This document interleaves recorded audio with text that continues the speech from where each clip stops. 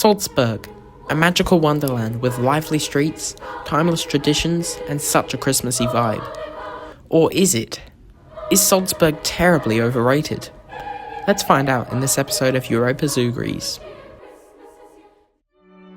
Salzburg is known for two things: Sound of Music and Wolfgang Amadeus Mozart. Before arriving here, I was 100% sure that the locations for these places would be very crowded, but I didn't realize just how crowded it would be everywhere else. Christmas is the perfect time to walk into clouds of smoke and Chinese taking selfies. There isn't much more annoying than people posing for Instagram on a footbridge. But to be fair, it's quite a nice backdrop. There isn't a more fairy tale style castle in the world.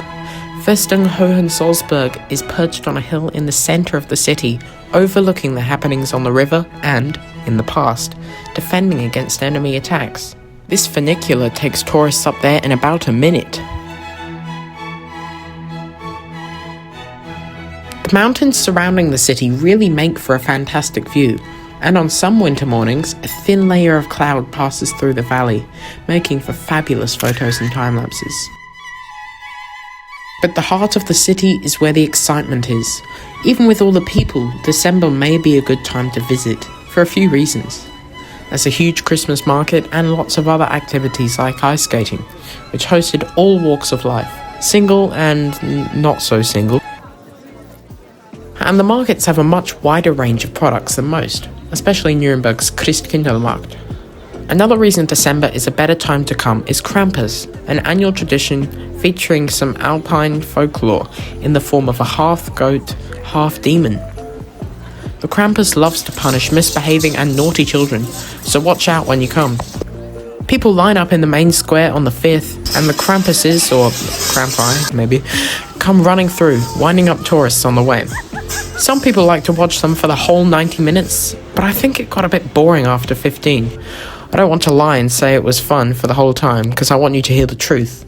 And here comes some more truth. Salzburg was not a place to remember, at least for me.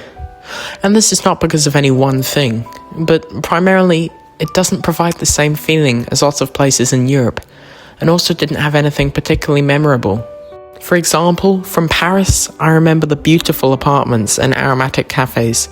From Lake Bled, I remember the church on the Arnd. But Salzburg's memory, which for me was the castle, wasn't notable enough to warrant a return.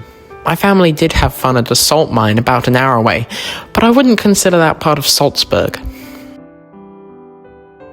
So, if food is your thing, Salzburg is not that special.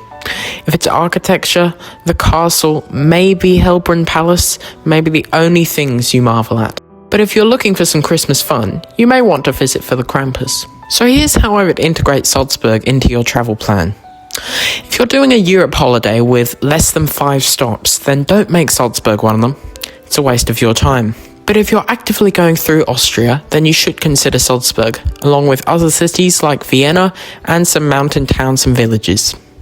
I get annoyed when travellers, especially content creators, always praise and don't get to the negatives.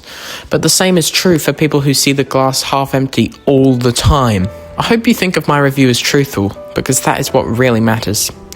I'll see you next week for my next episode, where I take a train through the snow to Slovenia. Thanks for watching.